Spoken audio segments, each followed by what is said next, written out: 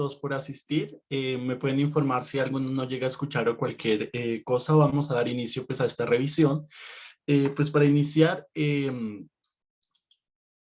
esta fue la bibliografía que utilicé para el desarrollo de esta charla.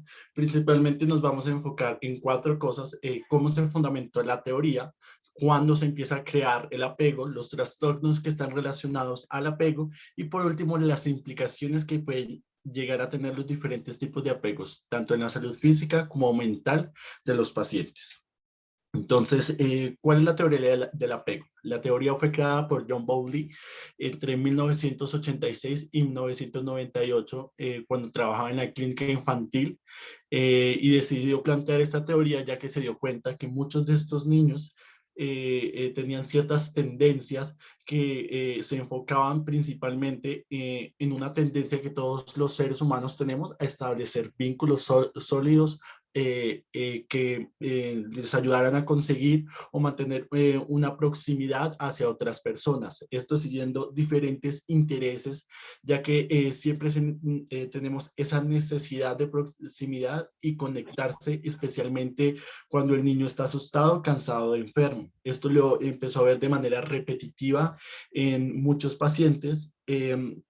Y se dio cuenta que este apego puede cambiar a través del tiempo, pero no va a estar determinado por las situaciones. Es decir, que a pesar de estar cansado, asustado o enfermo en un mismo periodo de tiempo, el niño va a reaccionar de la misma manera respecto al apego que tiene hacia otras personas. Sin embargo, si se miran en dos periodos diferentes, sí puede llegar a cambiar la manera en la que se comporta respecto a los otros.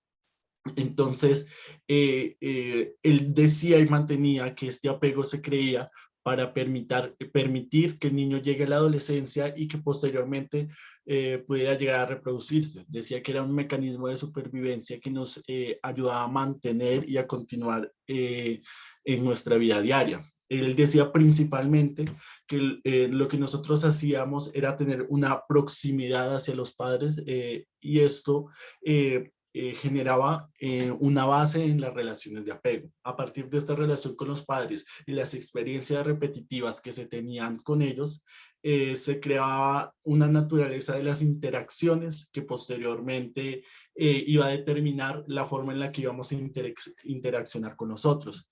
Y todas estas relaciones de apego influyen en la forma en que nosotros manejamos el estrés, la atención y la regulación, que es lo que va a determinar sus implicaciones, que vamos a hablar pues más adelante.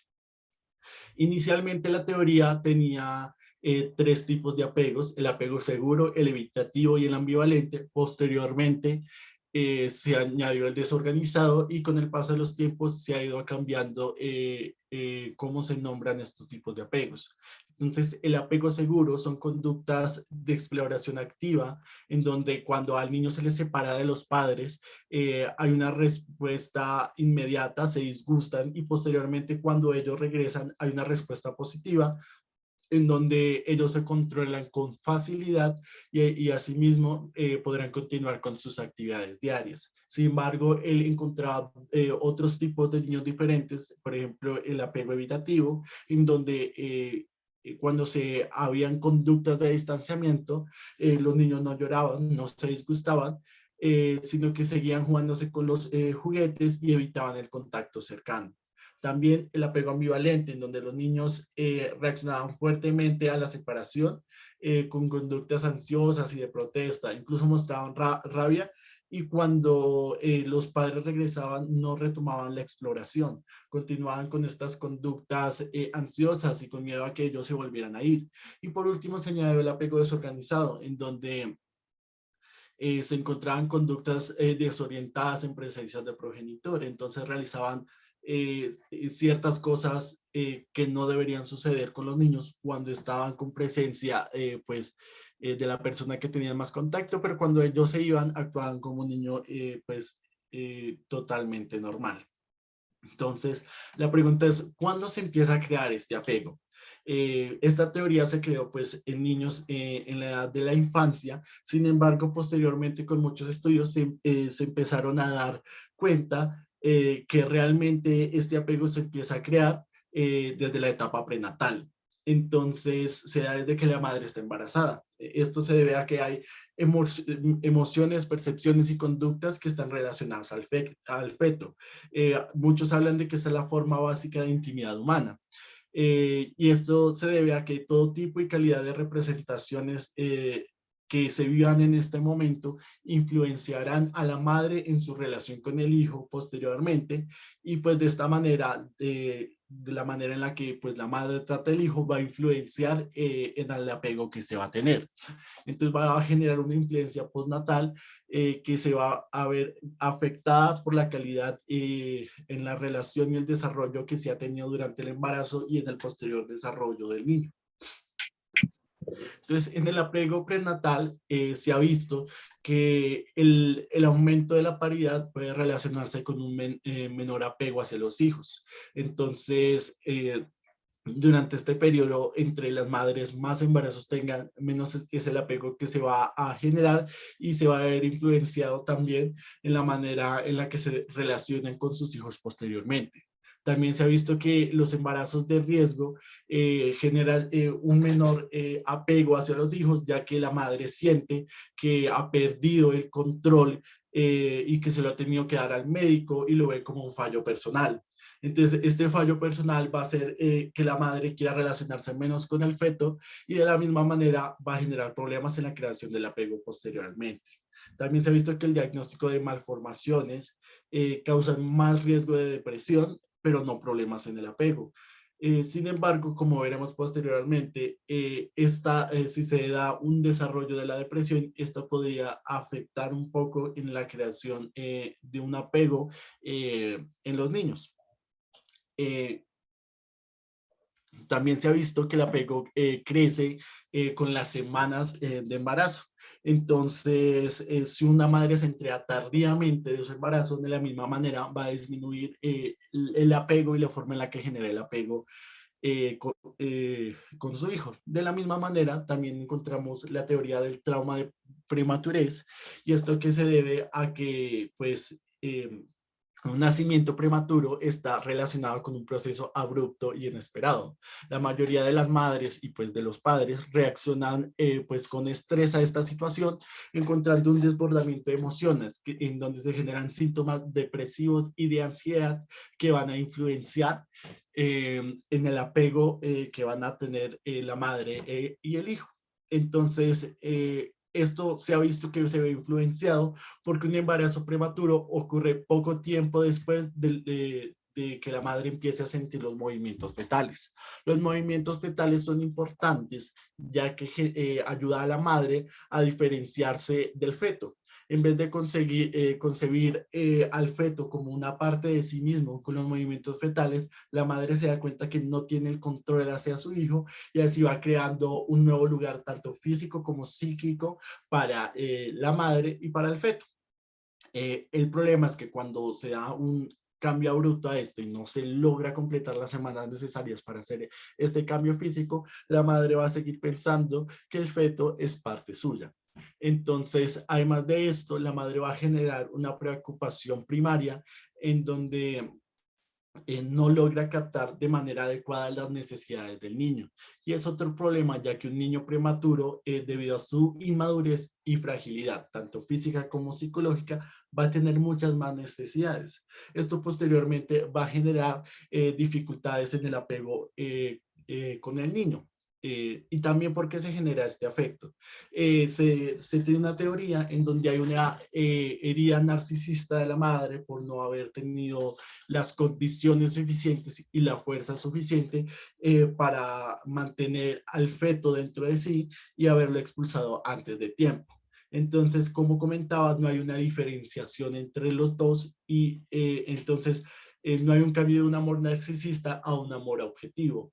Y se genera una imposibilidad para cuidar, un pensamiento de que tiene una incapacidad para cuidarlo porque no fue suficiente ni siquiera para mantenerlo dentro de sí, pero al mismo tiempo cree que tiene una posibilidad de dañarlo.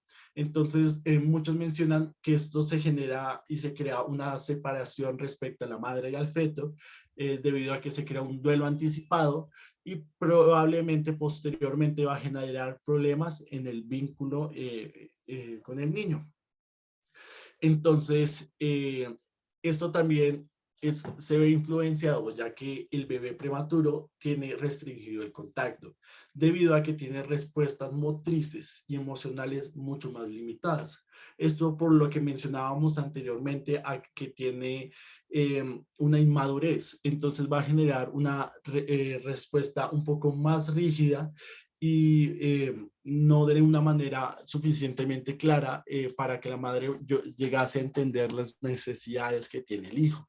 Esto también se ve influenciado porque los niños prematuros tienen estados de sueño y vigilia alterados y que suelen estar muy somnolientos. Entonces, de la misma manera, generan menos reacciones respecto a lo que está haciendo la madre.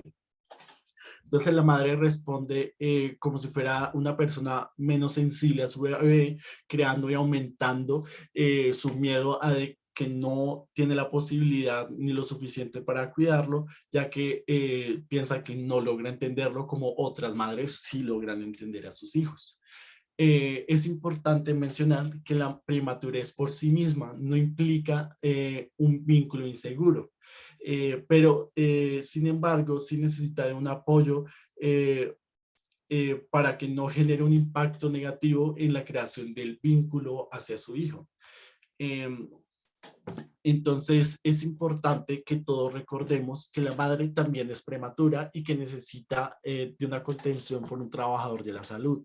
Ella tampoco tuvo el tiempo necesario para generar esta diferencia y este cambio entre lo que era el feto y lo que ahora es su hijo. Entonces necesita de nuestra ayuda para tener una respuesta más sensible hacia la madre para que ayude y contribuya al desarrollo del bebé y así no es, el bebé ni la madre vayan a tener problemas posteriores en la creación de su afecto.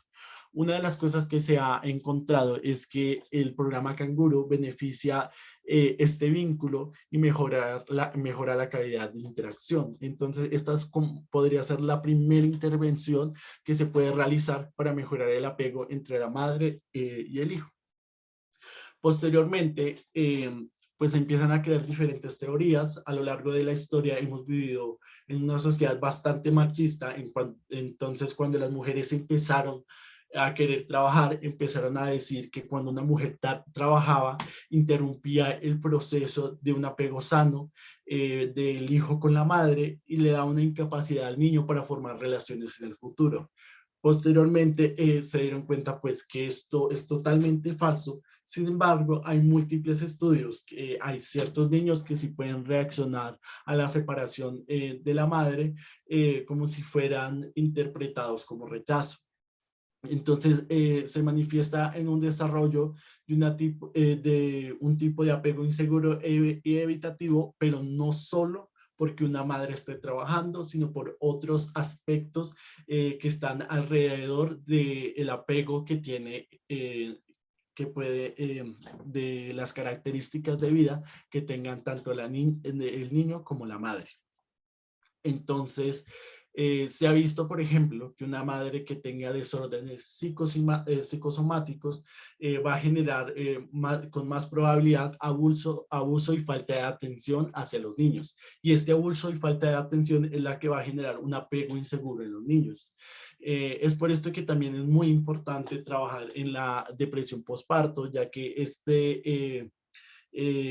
esta depresión postparto podría generar ciertos desórdenes psicosomáticos en un futuro que podrían llegar a crear un apego inseguro en el niño en el transcurso de su vida.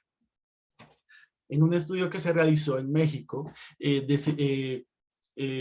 tuvieron una muestra de 211 diadas madre-hijo, en donde decidieron escoger a 103 enfermeras que trabajaban en el mismo hospital para tener pues una madre que tuviera cierto horario fijo de trabajo con horas pues de trabajo amplias en donde pues normalmente la gente creería que pues habría más problemas en la creación del apego y para elegir al resto de mujeres le pidieron a las enfermeras que buscaran a mujeres que vivieran cerca donde ellas vivieran para que tuvieran las mismas características socioeconómicas y que cumplieran con la siguiente premisa, que era tener un niño o niña entre 5 y 6 años y 11 meses, encontrarse una relación de pareja en el momento de la entrevista y por lo menos en 6 meses anteriores al estudio no haber tenido ninguna persona con una enfermedad crónica, física o mental en la casa. Entonces se hizo el estudio con estas 211 mujeres y se dieron cuenta de varias cosas. La primera es que no había una influencia significativa por el estatus laboral de las mujeres. Había la misma cantidad de apegos seguro e inseguro tanto en los hijos de las madres que trabajaban como en los hijos de las madres que no trabajaban. Sin embargo, se dieron cuenta que el índice de salud emocional de las mujeres que no trabajaban era mucho menor a la salud emocional que tenían las mujeres que sí trabajaban. Entonces esto era un factor protector para las madres, lo que posteriormente se podría conllevar a un factor protector en la creación del apego del niño. Entonces, como decíamos, no habían más niños con apego seguro o inseguro, pero sí se encontraba entre los niños con apego inseguro de las madres que sí trabajaban, más niños con apego desorganizado. También se vieron otros factores que podían influenciar del entorno, que era la presencia o ausencia de adultos cuando la madre no se encontraba en la casa. Y se dieron cuenta de dos cosas. La primera es que cuando se encontraban adultos en la casa, cuando la madre no trabajaba, había más probabilidad de desarrollo de un apego ambivalente. Entonces, esto se debe a que hay un conflicto entre varios cuidadores. Cuando la madre se va y quien lo cuida es, por ejemplo, la abuela, cuando ambas regresan y están en un mismo espacio, el niño genera un conflicto ya que no sabe con cuál de las dos se tiene que llegar a desarrollar, a relacionar de cierta manera, y esto podría generar un apego ambivalente en lo que pues llegaron a la conclusión. Y de la misma manera, cuando hay una ausencia de adultos, se podría llegar a un apego evitativo, ya que no hay quien le preste la atención que el niño necesita en ese momento en su desarrollo del apego.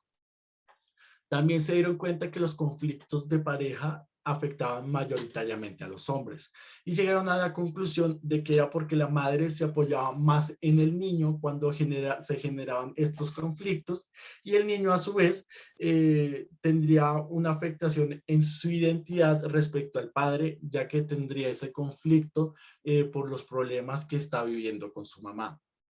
También se ha visto que cuando se invertían los papeles, en donde el niño asume la responsabilidad que deberían tener los padres, hay más probabilidad de crear un apego desorganizado.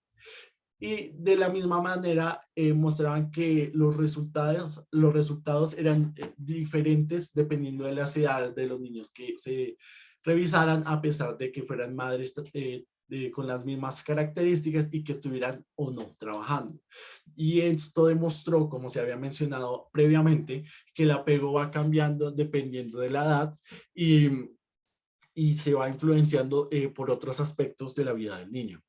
Entonces, lo siguiente que vamos a hablar son los trastornos del apego. En el DSM-5 actualmente se encuentran dos trastornos del apego en específico. El primero es el trastorno de apego reactivo y el segundo es el trastorno de apego desinhibido. Sobre el trastorno de apego reactivo tenemos que mencionar que es una ausencia de comportamientos de apego. Entonces se va a encontrar un niño con poca o nula emocionalidad positiva hacia las interacciones con sus cuidadores. En muchas ocasiones estos niños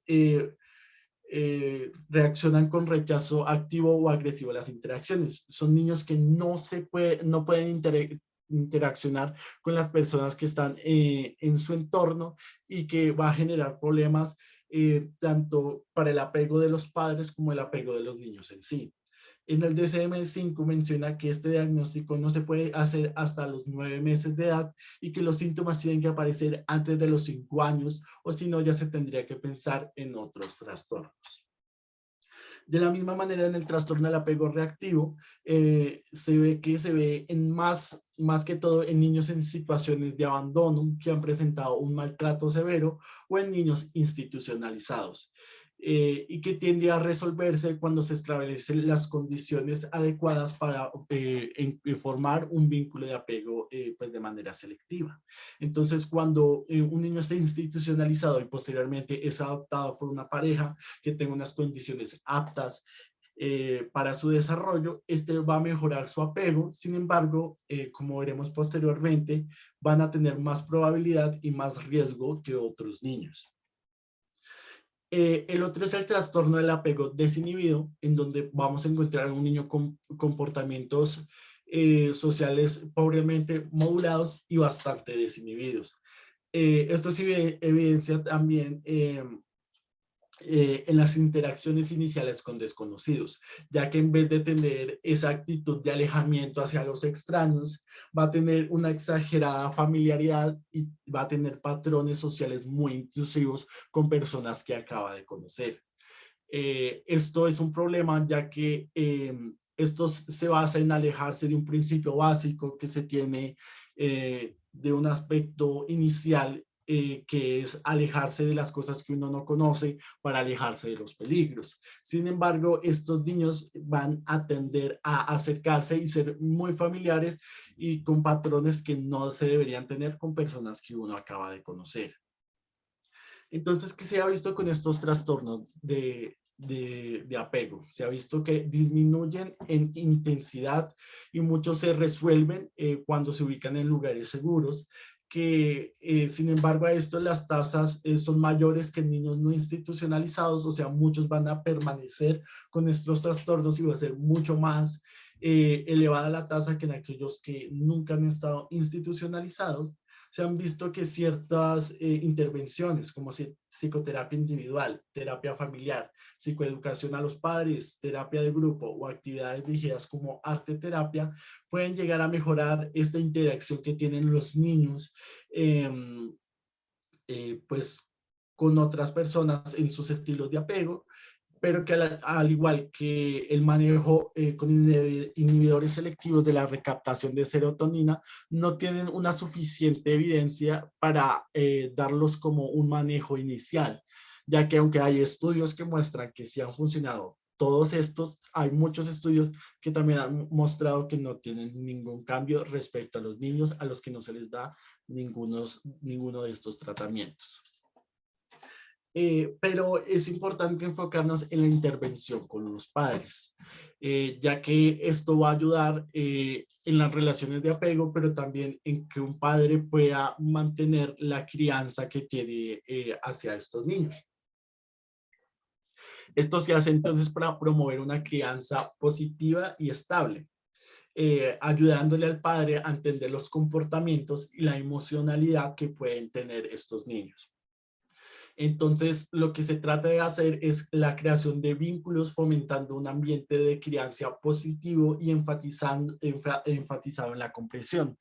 Y esto se hace principalmente para que en el futuro el niño pueda tener un apoyo adecuado en situaciones de estrés y que él sepa que realmente lo tiene, ya que en la percepción que tengan los niños también va a influenciar en la salud mental que posteriormente vaya a tener.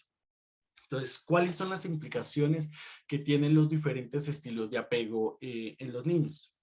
Lo que vamos a mencionar primeramente es que aparece la adolescencia y este va a ser un periodo fundamental para estos problemas del apego. ¿Y esto a qué se debe? Ya que los principios y consolidación del apego, pues como hemos mencionado, se crea en la temprana infancia, pero va a evolucionar durante toda la adolescencia. ¿Y por qué va a evolucionar en la adolescencia? Principalmente porque van a aparecer cambios en la personalidad, se empieza a definir la identidad sexual, eh, se empieza a formar una personalidad independiente de los padres y se va a elaborar un proyecto de vida. Entonces el niño va a empezar a buscar y lograr una autonomía personal, empieza a haber una separación con todas las personas que fueron importantes en su infancia para empezar a crear nuevos vínculos con personas que sean más sus iguales y que estén en sus entornos de vida cotidiana. Entonces, para el ser humano la autonomía es una necesidad fundamental en el desarrollo, ya que permite tomar sus propias decisiones y lo va a alejar de otros problemas emocionales. Sin embargo, esta autonomía amenaza la calidad en la relación que hay entre el padre y el adolescente. Y se va a ver que entre los 18 y los 20 años va a haber más presencia de apego ansioso por todos estos cambios que se vieron a lo largo de la adolescencia. Y a pesar de lo que muchos creen, los géneros que tenga nuestro paciente no tiene nada que ver con los tipos de apego que vaya a crear durante la adolescencia, a pesar de todos los cambios que se puedan generar, que sean diferentes en los diferentes géneros de las personas.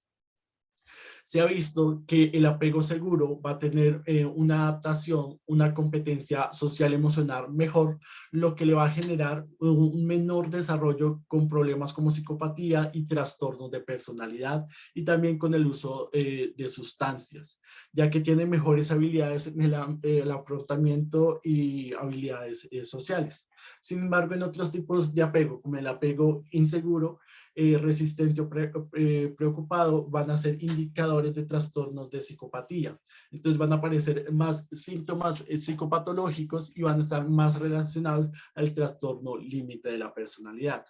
De la misma manera, el apego inseguro se va a relacionar con más trastornos afectivos, con síntomas depresivos y conducta suicida. Esto se debe a que tiene una peor calidad de regulación emocional, de ajuste psicosocial, y hay mayores niveles de ansiedad y ambivalencia, teniendo un autoconcepto erróneo respecto a diferentes aspectos en su vida cotidiana, lo que les va a complicar un poco más el proceso de la adolescencia. Estos problemas van a generar problemas de conducta y de comportamiento, llevándolos a comportamientos de riesgo, a tender más a trastornos alimenticios y a tender a tener más sensaciones de soledad, lo que los va a acercar más a los trastornos mentales.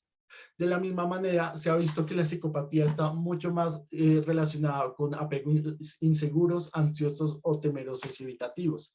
Que el apego ansioso está mucho más relacionado con ideación paranoide, y que el apego temeroso o evitativo está más relacionado con trastornos como depresión, psicotismo, ideación paranoide o incluso con la ansiedad. Se ha visto entonces que a mayor inseguridad del apego, mayor presencia de síntomas de psicopatología y hay mayor riesgo de llegar a tener enfermedades similares. Sin embargo, es importante mencionar que el apego seguro puede llegar a desarrollar rasgos psicópatas y de alguna enfermedad mental. Entonces, no significa que por el hecho de tener un apego seguro nunca vayamos a tener una enfermedad mental, sino que se podría llegar a considerar como un factor protector, ya que es el apego que está un poco más alejados a todos estos trastornos.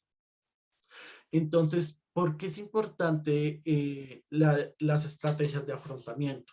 Porque dependiendo del tipo de apego se van a tener diferentes estrategias de afrontamiento, lo que los va a acercar o alejar de enfermedades mentales. Entonces, en un apego seguro vamos a tener una estrategia de búsqueda de proximidad, de afiliación y exploración. Esto va a llevar a las personas que tengan este tipo de afecto a tener altas expresiones emocionales. Y al expresar sus emociones y lo que está viviendo día a día, va a encontrar más apoyo social, y también de la misma manera los pacientes con este tipo de apego lo van a buscar de, por sus propios medios. Entonces, en caso de llegar a tener algún problema o empezar a tener síntomas mentales o físicos, son los primeros que van a buscar ayuda y no van a tratar de luchar con las cosas ellos solos. Por otro lado, el apego evitativo va a tener estrategias de inhibición emocional y distanciamiento.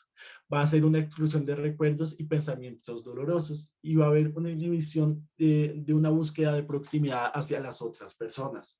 Entonces, estas personas van a empezar a tener una supresión de emociones negativas y un distanciamiento de los contextos de apegos. Entonces, van a ser personas que no van a tener con quién desahogarse, y cuando empiezan a tener problemas, van a tratar de solucionar las cosas por sí mismos, y de la misma manera pueden llegar a acercarse un poco más a los trastornos mentales y físicos.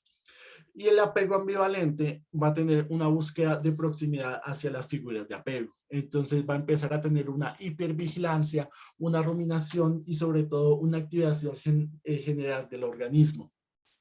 Entonces va a haber una activación crónica y una disfuncional del apego, creando una inhibición emocional, una atención directa al estrés y un acceso constante a los recuerdos emocionales negativos. Entonces son personas que con los diferentes aspectos de la vida con las que tengan que lidiar, van a relacionarlos con recuerdos del pasado en donde hayan sucedido momentos negativos para su vida y van a empezar a tener ciertos comportamientos que los van a acercar más hacia trastornos como la ansiedad, ya que lo relacionan solo con los aspectos negativos que han vivido.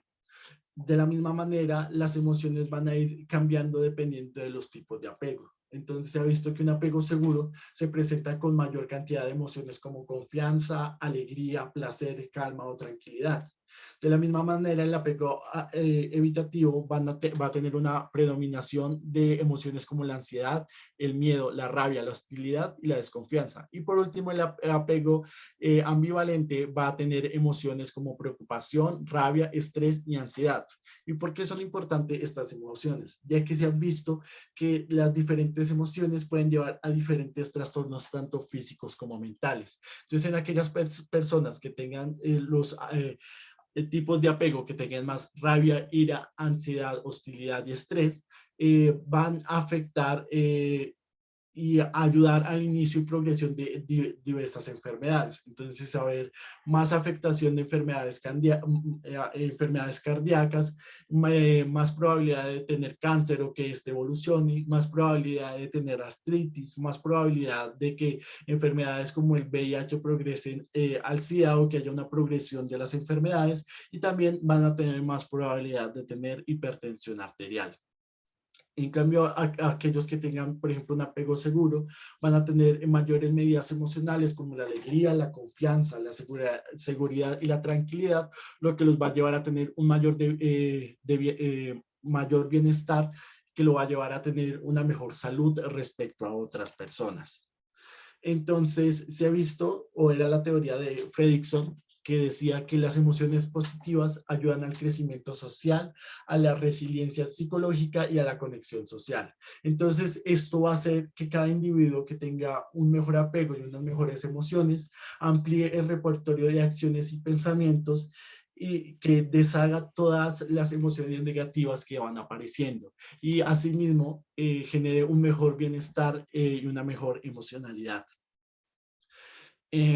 Entonces, las estrategias de regulación del estilo ambivalente e inseguro pueden hacer que el sujeto sea más vulnerable a determinadas problemáticas de la salud física, ya que tiene una ineficacia en la modulación de las emociones, lo que lo va a llevar a consecuencias negativas como el desarrollo de algunas enfermedades.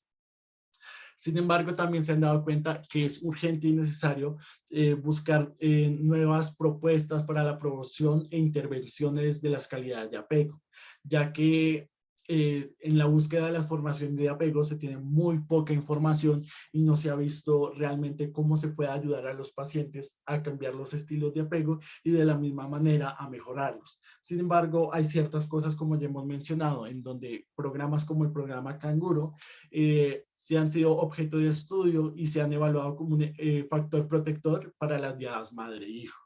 De la misma manera, también se ha visto como la información que se tiene es principalmente de las relaciones madre-hijo y no de los demás integrantes de la familia y de la infancia de los niños, como también son los padres o los otros cuidadores presentes.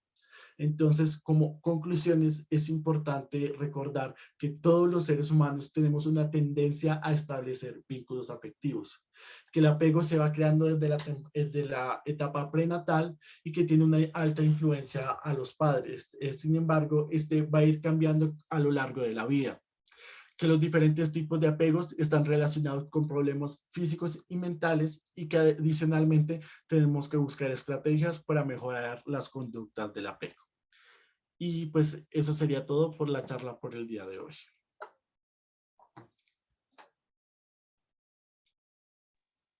Bueno, Kenner, me gustaría como resaltar algunas cosas. Buenas tardes, noches. Está hablando Paola Pacheco, psiquiatra infantil, como ya lo he dicho. Kenner, muchas gracias por la invitación. Qué bueno que existan estos espacios promovidos por ustedes y pues para ustedes. En realidad muy bonita la presentación. Me gustaría, como dije, resaltar algunas cositas del tema. Quiero que se lleven como el mensaje que un buen apego pues es sinónimo de vínculos sanos en un futuro, y por eso mismo hay que trabajar, digamos, en prevención en salud mental, no solamente desde la parte de psiquiatría. Pues creo que cada uno podría actuar de manera donde está relacionándose con pacientes para crear madres sanas, hijos sanos. Hay múltiples factores que ponen en juego el proceso de un buen apego, por ende, pues de un buen vínculo. Entonces, quiero que lo relacionen, apego con vínculos futuros, sea bueno, sea malo, pero la idea es que sea pues un vínculo sano, no un vínculo tóxico, parejas que uno ve tóxicas y esto pues son los mejores ejemplos hoy en día. El apego, digamos que es un término, como se dieron cuenta, que nace desde el psicoanálisis, hay muchos autores que han hablado desde su punto de vista. Los términos a veces se vuelven muy complejos para entender, pero creo que Kenner hizo una descripción práctica de dónde nace el apego y cómo esto puede ir interfiriendo a medida que se va creciendo. Pero también quiero que sepan que pues si no está la mamá, pues debe haber un cuidador que está en esas primeras interacciones. Para eso está el papel del padre, de las tías, de las abuelas que se hacen cargo como del cuidado de estos infantes, porque pues estamos en una sociedad que es así, crecemos en un matriarcado, no siempre los papás pueden hacer todo el cuidado, pero que sí nace desde que se idea el hecho de tener un hijo, de hacer una familia. Digamos que la intervención no solamente se hace en crianza, se hace en todo momento de la interacción de los seres humanos, o sea, porque en general el vínculo, el apego va creciendo a medida, no importa la edad que se tenga, entonces digamos que sin importar esa edad, pues los profesores pueden también, digamos que interferir en estas relaciones, las buenas amistades, las buenas parejas, etcétera. O sea, siempre se va construyendo, se va cambiando. No es como que te fregaste si te fue muy mal. Ahora, pero si se han generado traumas muy fuertes como abusos sexuales, maltrato, violencias intrafamiliares, todo lo que tiene que ver con que dañe la psique de una persona, pues fue pucha, es muy difícil remediar, no imposible. Eh, el apego no solamente es de seres humanos, los estudios empezaron a hacer, digámoslo así, con primates, con roedores, donde se dan cuenta que hay, digamos que sistemas cerebrales que participan, sobre todo la corteza límbica, la amígdala, cómo regula todas esas interacciones, y pues eso está demostrado, no es carreta. Cuando hablábamos de que podría, digamos, sanar de alguna manera algo que ha quedado roto, algo que no se ha hecho de manera adecuada, pues por eso existe una buena terapia, un buen terapeuta y sobre todo un buen psicoanálisis. Gracias, eso es lo que quería como resaltar, no sé si tengan preguntas.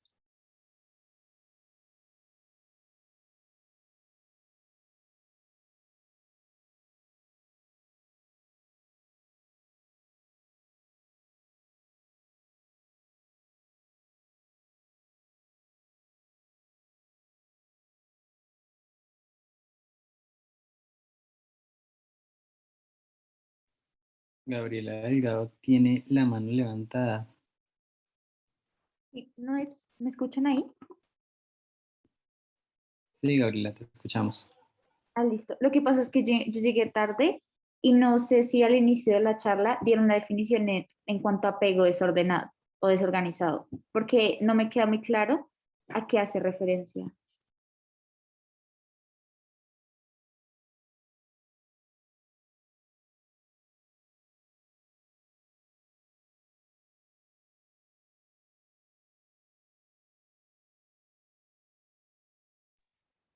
Bueno, digamos que es dentro de todas las clasificaciones, como lo decía Kenner, han hecho varias clasificaciones sobre cómo dividir los apegos, digamos, patológicos, aparte del que el seguro, que sería el sano. Y el desorganizado realmente, como su nombre lo dice, pues digamos que es una reacción bastante inesperada de un niño al, digamos, separarse de su cuidador. Digamos que en este caso siempre lo nombran como el primer ejemplo con la mamá. Los niños, en vez de tener como una reacción de, bueno, digamos que algunos tendrían reacción de susto al principio, otros ni les importa, otros, no sé, evitarían el contacto con otras personas. El desorganizado hace reacciones bastante exageradas, como si tuviera bastante miedo frente a una figura de apego, como si hubiera vivido o revivido pues una experiencia traumática. Entonces es el apego, digamos, el peor de todos los apegos, porque reorganizarlo pues va a llevar mucho tiempo. Era lo que decía justo en lo que resaltaba, que vivir esas experiencias así de fuertes como los abusos, el maltrato, cualquier tipo de maltrato, un matoneo severo, cualquier cosa de estas puede dañar la psique de cualquier ser humano. Ah, listo, doctora, muchas gracias.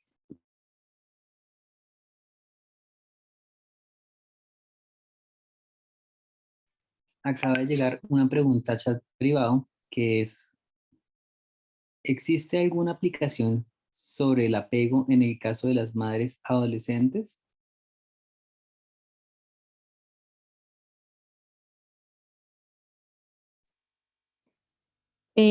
Pues como tal una aplicación que conozca, no. Digamos que lo que uno hace en el cuidado de prevención en madres, sobre todo se hace con adolescentes, precisamente por lo que ya explicaba Kenner, que la adolescencia es donde más se consolida el cómo quedó la persona después de recibir una experiencia o no en apego. Entonces, en realidad, uno lo que aplica son escalas que van en teoría de qué tanto esa madre adolescente está desarrollando un adecuado vínculo o no con su hijo, o qué apoyo va a tener en el cuidado y este tipo como de, es más como de, como te diga, como un pronóstico, ¿sí? Pero así aplicaciones no conozco. Seguramente con todo lo que ha salido seguramente existan, pero no, no algo específico. Gracias, doctora. También hay otra pregunta en chat privado que dice, ¿qué acciones se pueden realizar para fomentar el apego seguro en la consulta de médico familiar o general?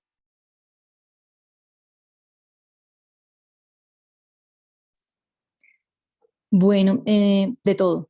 O sea, realmente es interesándonos por la vida de ese paciente, porque no es como que voy a revisarte tu queja, lo que te duela, lo que voy a tratar así como específico, sino siempre preguntando con quién vives, cómo te sientes, tienes un apoyo adecuado, en qué estás, entonces en diferentes aspectos, cómo son tus relaciones interpersonales.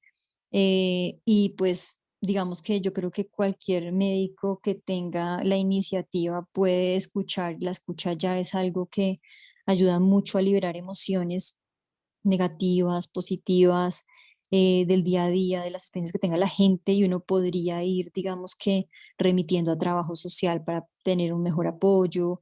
Si la parte ya, digamos que el conflicto es solamente de la persona que dice es que yo me vuelvo insoportable, no sé qué hacer, todo esto es terrible, vivo ansiosa, me duele aquí la fibromialgia. La queja constante que uno dice, uy, no, pero esto ya se sale, como que algo está pasando de fondo. Digamos que uno sí podría remitir al especialista, pero recuerden que todo lo que es apego, todo lo que es vínculo también se vive con uno mismo, o sea, cuando el paciente llega furioso con uno, no debería uno tomarlo tan personal, sino pensar, esta persona no se está relacionando ni siquiera con las otras personas, entonces eso es un signo de alarma de, ven, espérate, el problema es conmigo, vienes furioso por algo más que está pasando, ¿sí? Y la gente se rompe y empieza a hablar como de la situación emocional. No todo el mundo está preparado, si no están preparados, pues no pregunten, no digamos que no profundicen en eso porque de pronto terminan es maltratando o siendo personas que dejan ahí la pregunta y bueno, sigamos y cuénteme, ¿qué le duele? ¿Sí? Porque tampoco, o sea, el no permitir, sino si van a dar el espacio, pues hay que darlo de calidad y saber que pueden remitir a los espacios de ayudas, ¿no? Entonces, trabajo social yo creo que es un espacio grande, uno mismo, tener la familia para que pues mire, ayude, está cansado, se le olvidó la toma del medicamento, se le está olvidando esto, se queja siempre del mismo dolor, no será que está muy estresado, cosas así que pues indirectamente tienen que ver con esto, con el antecedente de cómo se relaciona con los demás. Listo, doctora. Muchas gracias. Hay también otra pregunta en el chat que es, que dice, ¿es el trastorno de personalidad esquizoide una consecuencia de un apego patológico? Perdona, no sé si te escuché bien, ¿de personalidad paranoide? Eh, ¿Es el trastorno de personalidad esquizoide Ah, una esquizoide. consecuencia de un apego patológico? No, no, no el 100%, no el 100%, pero psicoanalíticamente hay una teoría que es la mamá nevera o la mamá que genera mucha ambivalencia dentro del propio vínculo. Te quiero pero te odio, estoy aquí pero no. Mucha ambivalencia en esa relación que está demostrado puede generar personas que se psicotizan. Específicamente como tal el trastorno, pues no es que lo hable en específico, sino como tal el grupo de la psicosis y esos trastornos de personalidad, sea el que sea, pues en realidad tiene que ver con toda la parte de psicosis, depende de la edad, uno tiene que mirar cómo fue que desarrolló el trastorno, entonces no le podemos echar la culpa solamente a una teoría, o sea, sin duda hay una implicación. Y como decía Kenner, es un factor protector tener un buen vínculo para el desarrollo de enfermedades mentales, sea la que sea, pero digamos que pueden leer la teoría de la mamá nivera o ambivalente que produce este tipo de reacciones psicóticas en los pacientes, pero no, no puedo decir que sea directamente el culpable o el responsable, un mal apego.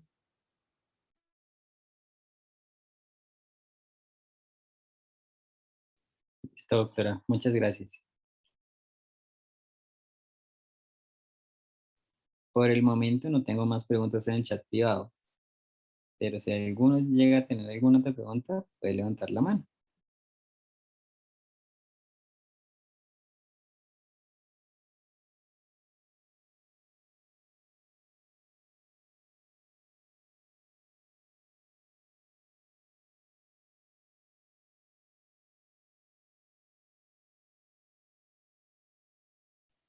Bueno, ya que no han llegado más preguntas, muchísimas gracias a Kenneth por la revisión. Estuvo muy interesante, muy completa. La verdad, fue muy interesante.